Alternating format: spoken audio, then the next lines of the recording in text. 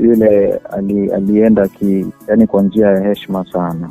Hali ambayo alikuwa ni kwamba alikuwa tu anaomba, anaimba, unaona. Jambo gani siwezi sahau kuhusu kwa Irene? Irene alinibariki kabla afariki. Niambia nimekubariki. Hiyo ni kubwa sana kwangu. Hii inamaanisha nini?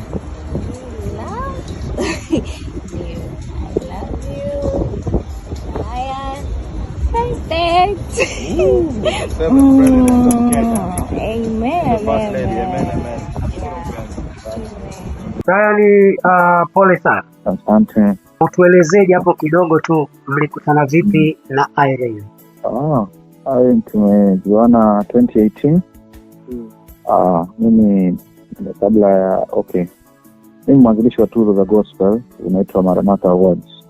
Zilikuwa zinafanyika hapa East Africa hiyo miaka 2018, lakini baada ya corona tulihamisha Marekani. So wakati nilikuwa bado nazifanya hapa East Africa, kuna wasanii wa Tanzania walikuwa wanakuja Kenya kwa ajili ya huduma, kukua kwenye tuzo. Nakumbuka kina Walter hawa, kina Luaga na Clement na Gula wote walikuja kwenye tuzo. Kwa wakati ndiye alikuwa anaibuka. So nilipata kuona huduma yake, nikaona ikiwa kitofauti. Nikapata kuongea na producer wake wakati alikuwa anaitwa Manamba. Sasa Mungu na mipango yake, nilipata tu interest kwake. Lakini huo mwaka 2018 hakukuja. Akaja Kenya 2019. Hiyo ilikuwa mara yake ya kwanza kusafiri nje ya nchi. Nakumbuka nikimsaidia na mapasi na nini. Basi kifupi hivyo ndio tulipata kujuana. Katika hatua zenu za kuelekea ndoa, tumesikia kama mwezi wa 5 mlikuwa mnatarajia kufunga ndoa. Na taratibu nyingine za familia zilikuwa zimeshakamilika? Ni kweli, nilikuwa nimemwahidi kumwoa siku ya birthday yake, ambapo tarehe 15 mwezi wa 5. Jambo wote anaweza kudhibitisha, maana nilimwambia mwaka umepita. Na wanasema kuhusu utaratibu wa familia, ni kweli mwezi uliopita wamekuja Kenya na mama. Wamekuja Kenya Valentine's, hiyo wiki ya Valentine's tumekuwa wote Kenya tukipata kufanya mipango ya kuoana. So hatua za kwanza ilikuwa nje sana, mataifa mawili tofauti. Lazima mpate kujuana, mjue culture zenu tofauti. Tukawa Nairobi, tukaenda Mombasa, ndio tukarudi sasa Dar es Salaam kwa ajili ya kuendelea na maandalizi ya EP yake, na pia maandalizi ya kujua ukumbi tutakuwa wapi, utaratibu wote wa harusi za huku mnafanyaje. Pole sana. Nigusie tu niseme, maana mimi ndio binadamu peke yake niliyekuwa naye akiondoka. Yule alienda yani kwa njia ya heshima sana. Maana yeye alikuwa anapenda sana kusikiliza nyimbo za Masichino. So alivyokuwa, hali ambayo alikuwa ni kwamba alikuwa tu anaomba, anaimba, unaona. So nikamwekea mix ya Masichino. Kama rais alivyoongea, ni siku tu 2 alikuwa kai sawa, lakini sio hali kwamba unafikiria. Mara nyingi ya kwa mtu ambaye anapenda labda kutumia kumeza dawa ama kwenda hospitali, akisikia anajisikia vibaya anaanza maombi. Kwa hivyo ni mtu mzima, uwezi ukamwambia fanya hivi. So alikuwa kwenye kusali. Alisali masaa kama 3. Na akamaliza akaniambia, nimeinuliwa, nimechoka sana, naomba unifuatie chakula. Ikawa hivi. Nilipofuatia chakula kurudi, nikampata Kohoi, ndio tukaelekea hospitalini. Yakatokea yaliyotokea. So ilikuwa ghafla sana. Mimi nina video mpaka tulizokuwa naye Coco Beach siku kama 5 zilizopita. So bado niko in shock, lakini Mungu mwema. Pole sana na Mungu akutie nguvu ndugu yangu.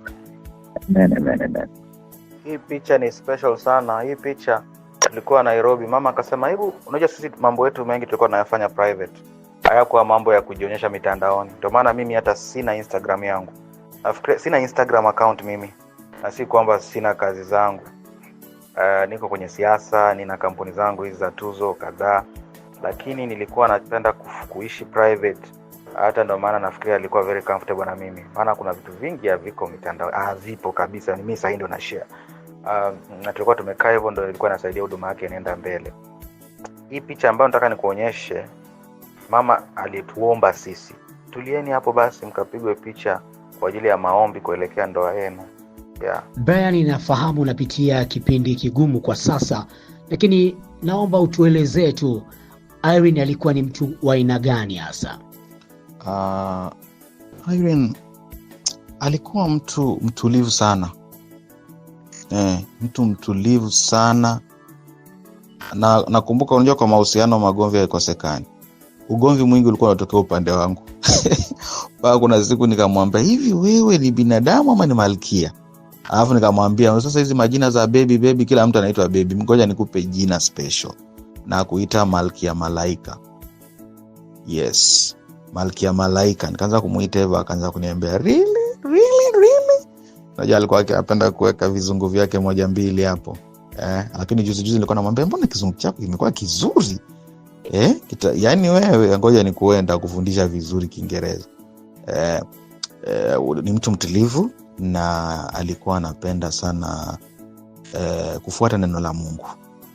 Ndio watu wanaweza muona kwamba hivyo anapenda fashion, diva hivyo, anapenda fashion, yani kama mwanamtindo hivi, lakini alikuwa anaogopa sana kumkosea Mungu. Na kama angemkosea Mungu angehakikisha kutubu, na hata akikukosea alikuwa mtu wa haraka sana kuomba msamaha. Yani alikuwa, mimi sema siwezi share vitu vyangu private, lakini kuna wakati bwana umenuna, basi tulinda amani kwa mahusiano yetu tafadhali, ama unatakaje, yani anakuwa yeye ndiye anatafuta amani. Yani mtu wa tofauti sana, lakini pia kumuelewa ilikuwa ngumu kama utakumchukulia kama watu wengine. Kwa mfano yeye anaweza amka na akakwambia kwamba leo nataka nisikilize hii wimbo ambayo ina trend TikTok. Kwa nini hii wimbo ina trend? Mimi sizingatii tu ati ngoma sio ya gospel. Nataka kujua ni mtindo wa muziki ama wanafanyaje, kwa sababu kama sisi tunamtumikia Mungu na tunataka watu, huduma yetu ifikie hawa watu ambao wanabebwa na hawa watu wengine, inabidi nione. Unapata na kuambia, hebu sikiza hii ya mapiano. Hii beat kali sana. Mbona hii beat sio ya kwangu? Niitumie kwa ajili ya utukufu wa Mungu. Hata mwisho nikampeleka akaniambia, mimi nataka kufanya amapiano gospel, maana Soja ilifanya vizuri sana. Nataka sasa ni record na producer ambaye anaongoza kwa amapiano. Nikampeleka kwa Stukizi, producer wa Diamond yule. Maana mwisho wa siku yeye alikuwa anataka kuboresha kazi zake. Yeye alikuwa anasema, kama Mungu ametuweka kwa nchi moja, mbona sisi ambao tunaimba gospel tuzidi kuonekana kama hatufiki hizo level? Sisi sio matajiri, sisi sio wenye tunaelewa fashion, sisi sio. Alikuwa anafikiria tofauti, na kama ungemuona kwa jinsi hiyo, ungemuona kama huyo mtu ni kama ajielewi. Ukikuja kilokole level ya chini, nisema level ya chini simaanishi mbaya, lakini alikuwa na ufunuo zaidi ya mtu wa kawaida. Ni jambo gani ambalo huwezi kulisahau kwa Irene? Jambo gani siwezi kusahau kuhusu kwa Irene? Irene alinibariki kabla afariki. Niambia nimekubariki. Hiyo ni kubwa sana kwangu. Brian, kwa kumalizia, tueleze ni momenti gani unayoikumbuka sana enzi za uhai wa Irene mkiwa pamoja? Na nakumbuka tumeenda Senegal mwaka wa 2024. Dakar, Senegal ni mbali sana. Tulisafiri masaa kama 16 nafikiria kufika kule. Maana nilitoka Kenya nikaja Tanzania ili tusafiri pamoja kama meneja wake. Alikuwa anawania tuzo za Afrima. Tukasafiri mpaka Ethiopia. Kufika Ethiopia mimi nilikuwa nafikiria kwamba mimi kama meneja inabidi nilipie hoteli zetu, lakini Irene japo alikuwa hana masomo ya juu, yani ni mtu amesoma tu kawaida, lakini alikuwa na uelewa mpana. Mimi nilikuwa pale sijui kwamba hiyo tiketi tumelipiwa na hiyo kampuni, na bado pia tumelipiwa hoteli 5 star. So tunashuka ndege hivi, mimi sijui cha kufanya, na mwanza sasa tutafute hoteli wapi. Akaniambia, mbona mimi nasikia kama wanasema tushalipiwa? Nikamwangalia zile za unasema nini? Na kweli alikuwa sahihi. Tulikuwa tumelipiwa, yeye ya kwake, mimi ya kwangu. Tumetravel mpaka Senegal na tukawa pale ambapo wanataja washindi. Alikuwa yani ako na attention, anaona kama nitaipata sitaipata. Unajua ile ni tuzo kubwa ya Afrika nzima, na yani lazima tu style ndio upate. Nikamwambia hebu tusali, nikamshika mkono. Nikamwambia hebu Mungu atuheshimishe, tumwambie Mungu atuheshimishe, na akituheshimisha hapa tutazidi kumtumikia milele. Tukashikana mkono pale kwenye ukumbi. Unajua zile ni tuzo za yani sio gospel, yani ni tuzo za sanaa kwa upana. Tukashika mkono hivi. Kumaliza hivi tunaambiwa kwamba sisi tulitangazwa washindi kabla tuingie kwenye ukumbi. na hiyo ripoti nipatiwa na CEO wa hizo tuzo. So alikuwa mtu wa imani na hakuwa anakubali kushindwa. Ndio maana hata kabla aondoke alisali masaa kama 3 na alimaliza kwa ushindi mkubwa, hata na changamoto ambazo alikuwa amepitia maisha